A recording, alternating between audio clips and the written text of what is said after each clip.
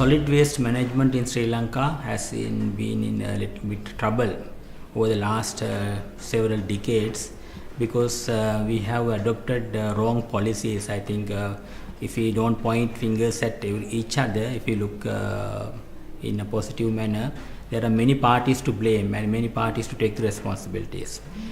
I think that as academics we see that this should be cultivated in the very young days in the children. That should be the first approach. For example, if we can have at least 3 bins in a Montessori class in everywhere in Sri Lanka, then the small children will learn the art of separating solid and metal and biodegradable material, etc.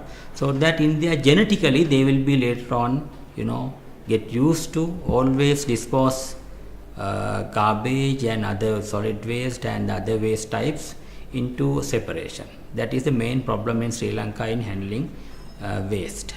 But having got these heaps of mixed waste, how to handle it? I think in my opinion we must have a multi-pronged approach. That is, if we do only stick to only one solution, it will be difficult to handle these thousands of tons of solid waste. So one way is power generation, of course, that we have started. It is good to see that the things are happening. That should be one. And then how to minimize waste generation. And that should be a well thought procedure and everybody should contribute. And then the composition. In Sri Lankan solid waste, they have estimated 60% is biodegradable wet material containing lot of moisture, which make it very difficult to handle waste. So one of the best ways of handling it is minimizing this biodegradable moisture rich content, and easily we can convert that into compost, where we can do it at home, at our homes where possible, and when not possible in central yards.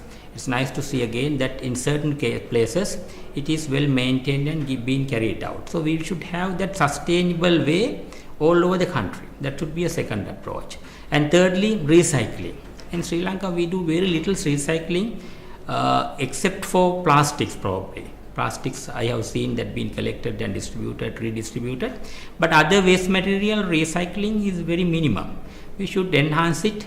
So when we have this multi-pronged approach together with waste minimization at source and new concept, that is that we are practicing by the municipal authorities of not collecting waste unless they are separated, all these approaches will finally bring us to maintaining a good waste management system and thereby keep our country clean and green, acceptable to all of us.